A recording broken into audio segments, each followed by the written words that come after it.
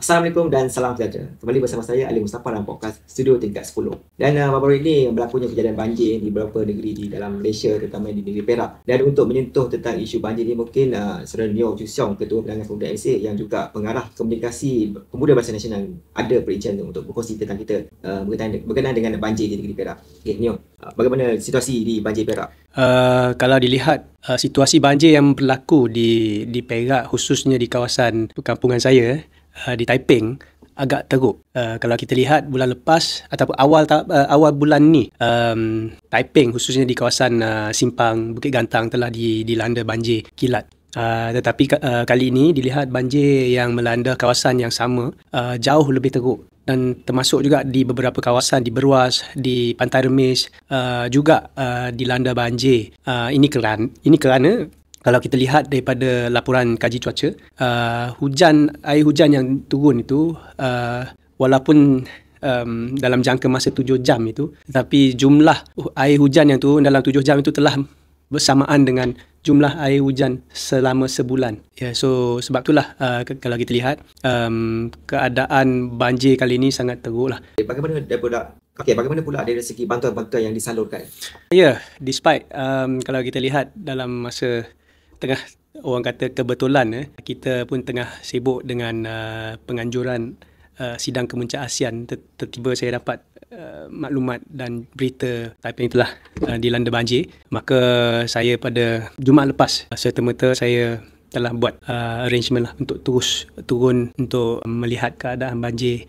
Dan saya juga nak mengucapkan jutaan terima kasih kepada Yang Amat Berhormat Datuk Amar Haji Fadilah Yusof kerana dengan murah hati telah memperuntukkan 1.2 juta ringgit untuk kerja-kerja tebatan banjir dan juga kerja-kerja pedalaman sungai yang perlu dilakukan. Kerana Yang Amat Berhormat Datuk Amar Fadilah Yusof pun telah pergi ke kawasan melihat, meninjau pada awal bulan ini apabila kali pertama dilanda banjir itu, dan beliau pun telah memohon kepada pihak Jabatan JPS lah, Jabatan yang berkenaan, untuk memajukan permohonan untuk kerja-kerja yang sepatutnya lah. Kalau kita lihat antara puncanya adalah sungai, di hilir sungai di kawasan Simpang Matang itu yang tak cukup luas dan tak cukup dalam berbanding dengan di kawasan Taiping yang sudah dilebarkan maka ini menyebabkan air yang turun tu tersekat. Saya berterima kasihlah kerana di atas keprihatinan dan kesudian Yang Amat Berhormat Timbalan Perdana Menteri untuk membantu orang di kawasan Taiping dan Bukit Gantang ini. Maka saya telah mengarahkan JPS untuk melakukan kerja-kerja pedalaman sungai ini, kerja-kerja tebatan banjir ini dilakukan segera. Saya rasa kalau tidak ada apa-apa arah melintang, minggu depan kerja itu akan bermula, dan saya yakin dalam masa sebulan kerja ini akan diselesaikan. Dan saya berharap jugalah menjelang musim tengkujuh ini kita dapat elakkan lagi daripada kejadian yang lebih buruk. Dan yang kalau tuan-tuan yang ada perasaan yang baru sebelum masa kejadian banjir itu, ada satu gambar saya lihat gambar tu agak tersentuh juga. Di mana satu visual gambar, ada seorang bapa tengah mendukung baby sambil meredah banjir yang pada sebelah ada juga kan. So satu yang maksudnya jalan ni yang luar biasa jugalah, yang antaranya terburuk juga. Yang tu di kawasan Kamunting, dan memang jarang kita dengar banjir yang sebegitu teruk. Pastinya kita tahu bahawa ini adalah kejadian Tuhan. Kita juga perlu melakukan kerja-kerja mitigasi, kerja-kerja supaya kita boleh, orang kata, mengelakkan ataupun minimumkan, orang kata, kerosakan ataupun daripada akibat banjir ini. Dan dari segi untuk kerja-kerja pasca banjir ni, maksudnya dari segi pembersihan, saya maklum dalam sudut politik MCA sendiri ada skuad dia sendiri, skuad sukarelawan CRSM, dan juga dibantu oleh sukarelawan yang lain juga. Mungkin dia boleh kongsikan sikit kerja-kerja pembersihan ni selepas banjir.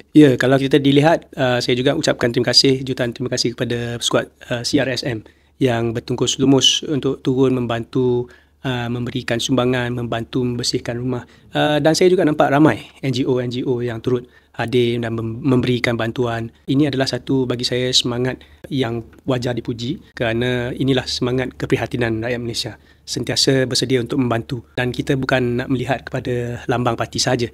Sesiapa sahaja yang melakukan kerja-kerja kebaikan ini, kita sepatutnya mengalu-alukan. Dan pastinya kerja ini hanya bagi saya sebahagian daripada tanggungjawab. Yang lebih penting bagi saya adalah bagaimana kerajaan melalui peruntukan yang diberikan ini dapat melakukan kerja-kerja yang boleh melindungi rakyat kita untuk menjaga kawasan-kawasan itu daripada dilanda banjir lagi. Saya tahu bukan senang kerana banjir ini berlaku di mana-mana dan dengan keadaan perubahan cuaca zaman sekarang ini memang agak sukar untuk kita membendung bencana alam ini, tetapi kita perlu ada perancangan ke hadapan.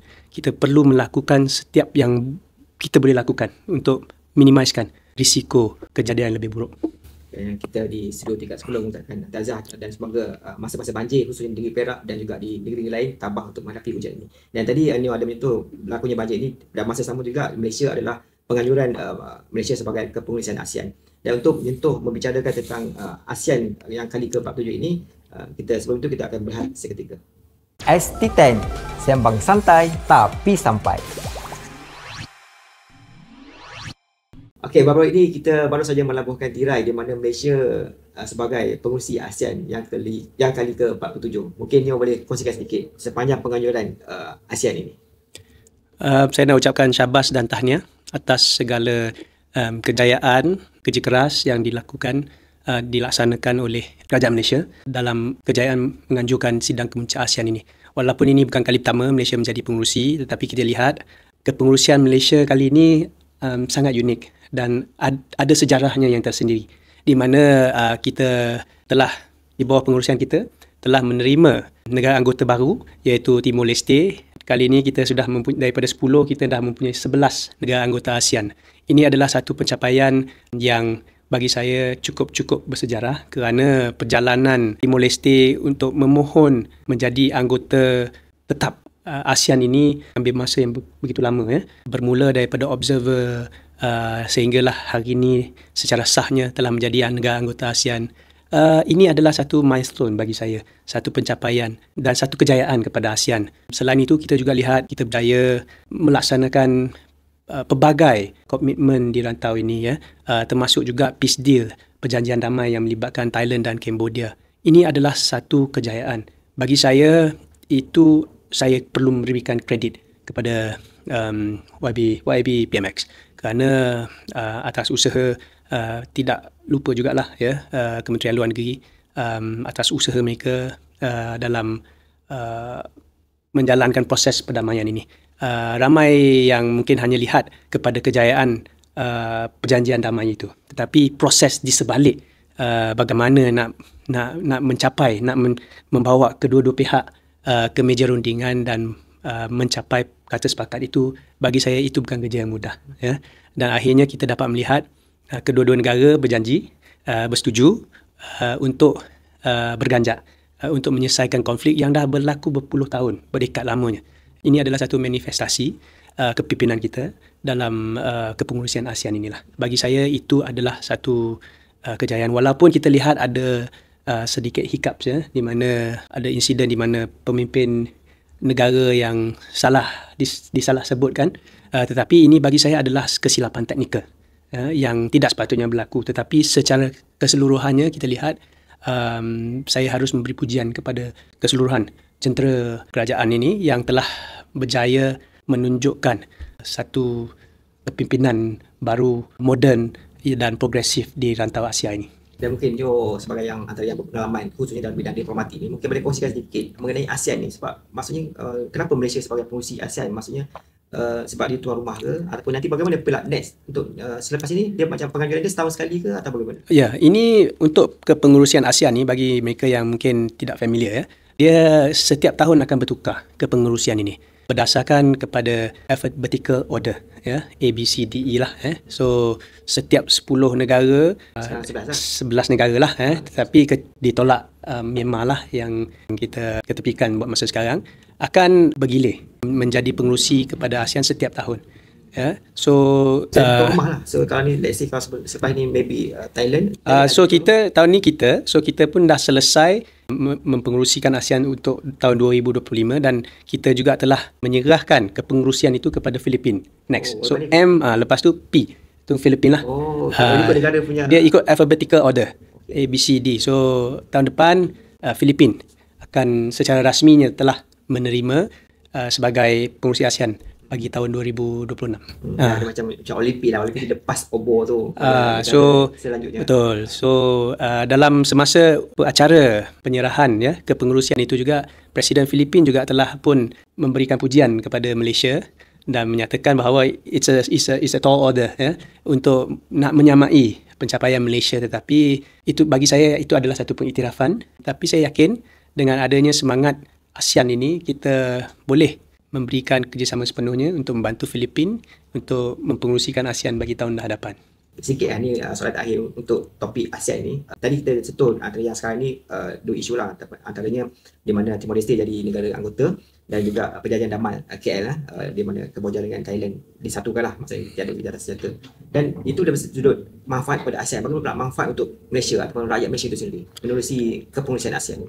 Manfaatnya pastinya kalau kita lihat daripada aspek politiknya, ini adalah satu pengiktirafan dunia. Kalau kita lihat ramai pemimpin-pemimpin dunia yang juga hadir dan memberikan pujian terhadap kepengurusian Malaysia.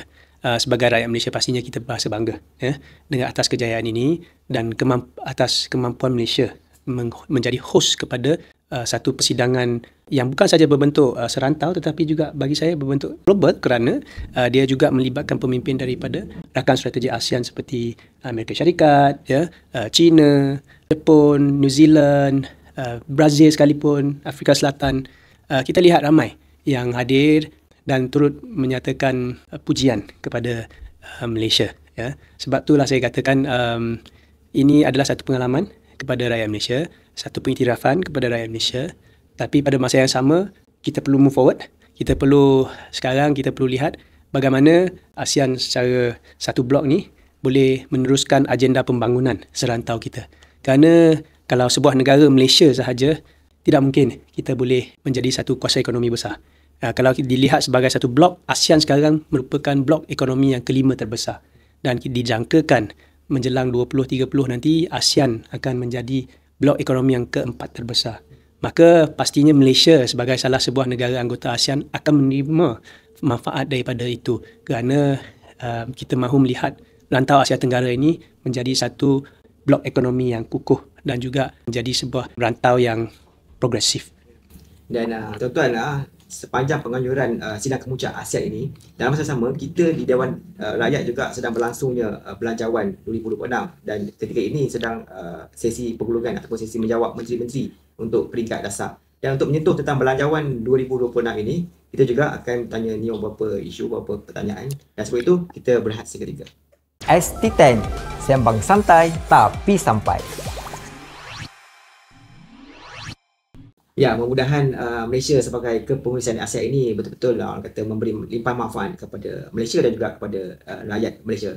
Dan ya tuan-tuan, kalau kita sentuh tentang ASEAN ni, sidang kemuncak ASEAN ni, dia secara tidak langsung juga menyentuh tentang Tahun Melawat Malaysia, di mana dapat mempromosikan Malaysia ke pentas dunia.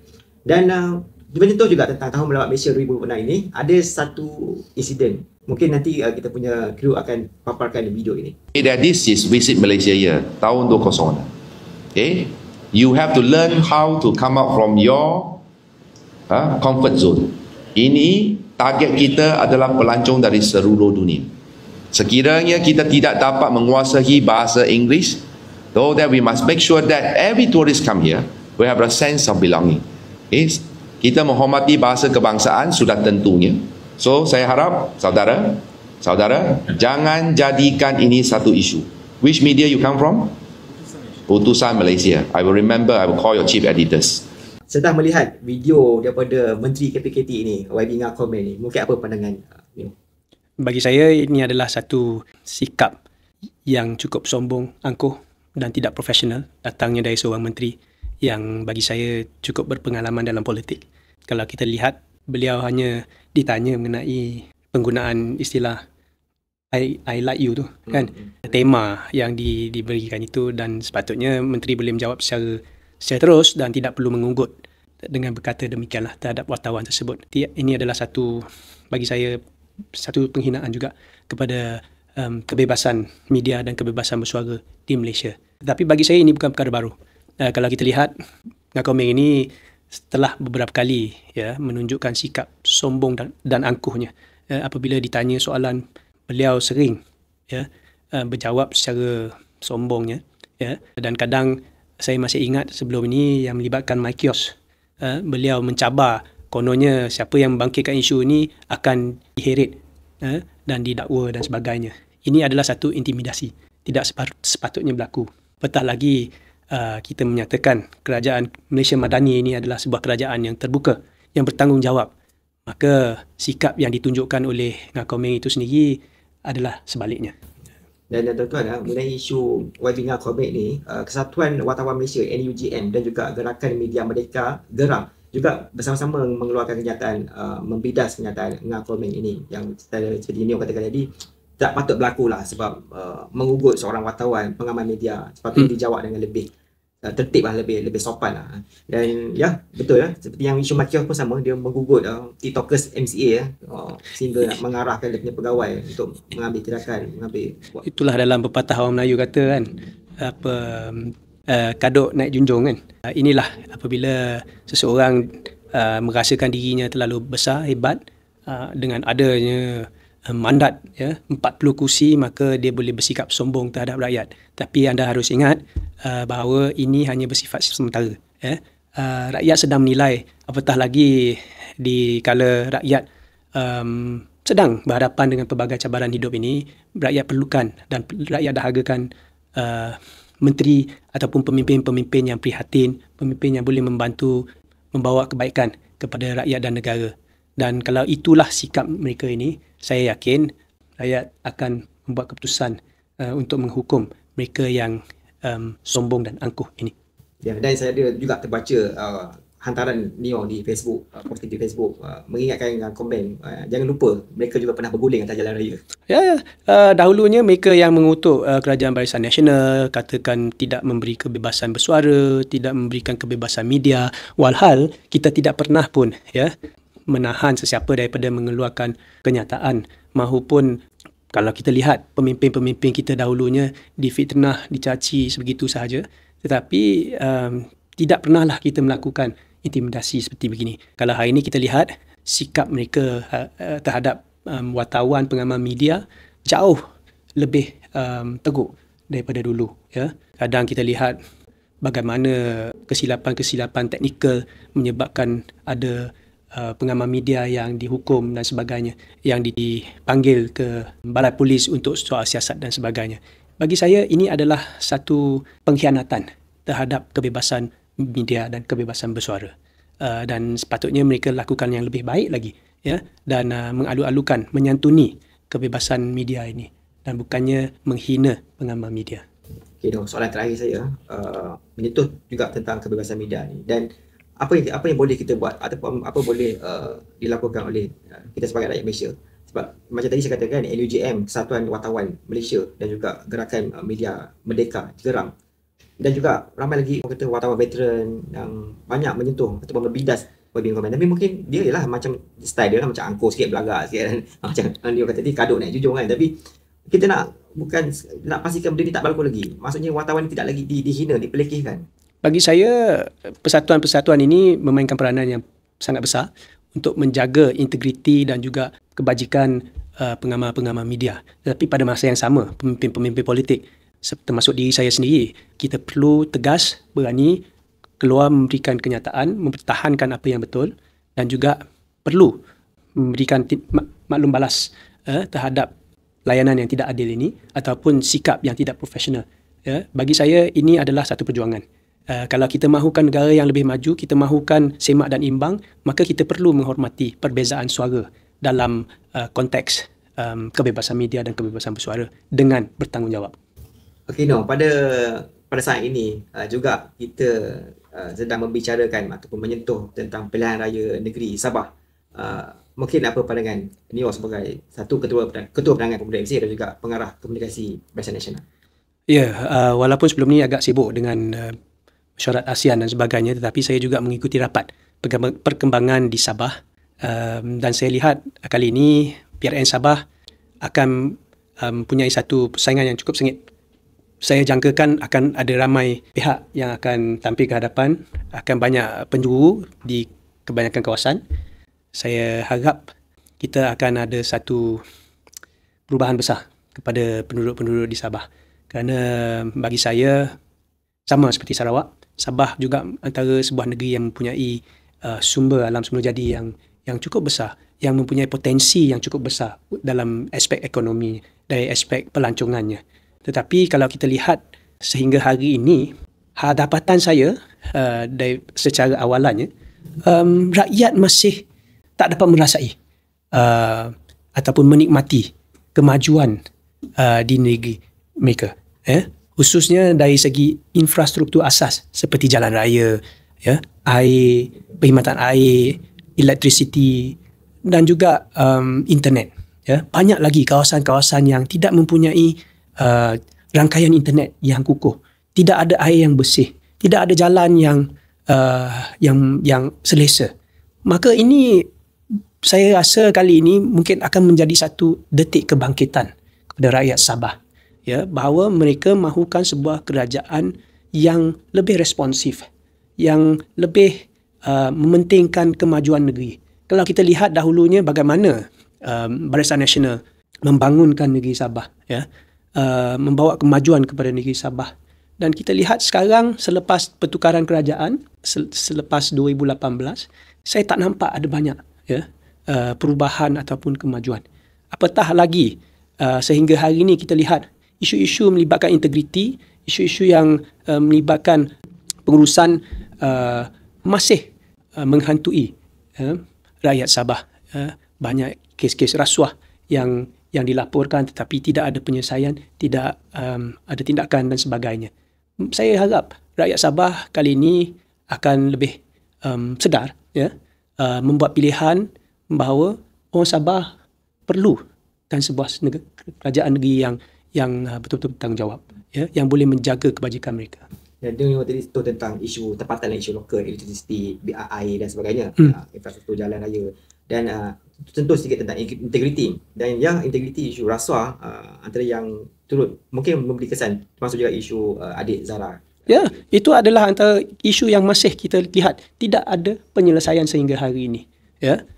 Kalau kita lihat bagaimana dahulunya Mak Berhormat Datuk Seri Najib Razak dahulunya telah membuat perancangan PAN Borneo dari Sarawak hingga ke Sabah. Sehingga hari ini kita lihat di peringkat Sarawak, PAN Borneo itu telah selesai. Tetapi di Sabah masih belum. Kenapa ada isu ini? Walhal dia dilaksanakan serentak. Dan kalau dilihat Sarawak jauh lebih besar daripada, lebih panjang daripada Sabah. Tetapi dapat dilaksanakan, dapat diselesaikan projek tersebut. Tetapi di Sabah masih terputus-putus. Itu bagi saya melibatkan pengurusan, melibatkan integriti yang perlu kita ubah. Dan saya berharap inilah bagi saya setiap 5 tahun rakyat mempunyai peluang untuk memilih kerajaan yang mereka yakin boleh membawa perubahan. Maka saya berharap kali ini kita akan melihat kebangkitan rakyat untuk menuntut bukan sahaja hak mereka untuk mendapatkan pembangunan, tetapi juga kita mahukan melihat sebuah kerajaan negeri Sabah yang lebih bersih, lebih responsif dan lebih terurus. Itu yang saya rasa menjadi harapan kebanyakan orang Sabah. Dan ni ada sentuh Sabah Sarawak. Bila sentuh Sabah Sarawak ni saya teringat pada MA 63. Dan adakah MA 63 ini memberi pengaruh pada pengundi itu? Ya, pastinya. Sebab itulah orang Sabah harus belajar daripada apa yang berlaku di Sarawak. Perpaduan itu sangat penting. Orang Sabah perlu bersatu dan menunjukkan kekuatan. Barulah mereka mempunyai bargaining chip, mempunyai pengaruh untuk menuntut hak mereka semula. Itu penting. Itu yang saya sebutkan sebentar tadi. Rakyat Sabah perlu memilih sebuah kerajaan yang betul-betul boleh memperjuangkan hak mereka. Dan tentang hak ini untuk fokus tentang hak ini, sekarang ini di Sabah juga berdegar-degar isu berkenaan dengan 40% hak kepada negeri Sabah. Dan ada mengeluarkan kenyataan di mana dia katakan kalau macam tu nanti di negeri Selangor ataupun negeri lain pun akan tuntut hak yang sama. Mungkin apa pandangan dia? Itulah bagi saya, apabila adanya pemimpin-pemimpin yang buta sejarah, yang jahlil mengenai perlembagaan persekutuan, maka wujudlah kenyataan-kenyataan yang bagi saya bodoh. Kerana secara jelasnya MA63 ini memang wujud sebelum pembentukan Malaysia lagi. Perkara ini perlu dilihat, dikaji semula, perjanjian-perjanjian asal Dan Sabah Sarawak sebagai sebahagian daripada Federasi Malaysia mempunyai hak mereka untuk menuntut apa yang dijanjikan, ya. Maka itu adalah hak mereka, ya. Kalau anda tidak pasti dan tidak tahu, anda harus lebih banyak membaca daripada mengeluarkan kenyataan yang bagi saya tidak bijak sebagai seorang pemimpin. Dan ini soalan terakhir saya mengenai isu PRN Sabah ini. Dari segi calon pula, bakal-bakal calon ya. Dan juga sedia maklum Sabah ni dia punya politik dia lain sikit dengan Semenanjung dan dia lebih tertumpu kepada parti-parti lokal. Dan ialah kita daripada sudut pandang kepada Barisan Nasional itu sendiri dan persediaan bakal-bakal calon mungkin pandangan ataupun mesej ataupun ialah orang kata sebelum penamaan calon nanti kan apa mesej-mesej yang bakal-bakal calon. Sebagai pengarah komunikasi pemuda BN, pastinya saya perlu berkempen untuk calon-calon parti saya, ya. Dan seperti yang saya sebutkan tadi juga, Barisan Nasional mempunyai track record di Sabah, ya. Banyak kemajuan pencapaian yang dibawa oleh kerajaan Barisan Nasional dahulunya, ya. Ramai juga yang masih mengenangkan jasa Datuk Seri Najib terhadap orang-orang di Sabah khususnya, ya. Maka saya harap dan saya yakin dengan pemilihan calon-calon yang sesuai, rakyat akan memberi peluang kepada Barisan Nasional untuk kembali membantu membawa agenda pembangunan di negeri Sabah. Dan saya juga sedia turun padang untuk memberikan sokongan dan bantuan. Mungkin kali ini kita akan mendapat suntikan semangat baru, ya. Akan turun bersama dengan KJ untuk kita sama-sama, ya. I look forward, ya, KJ, untuk sama-sama kita memenangi semula, menawan semula sokongan rakyat terhadap Barisan Nasional di Sabah kali ini. Dan agak tu bila you nak terbang ke Sabah? Akan tidak lama lagi, ya. Okay, baik, tunggu orang Sabah.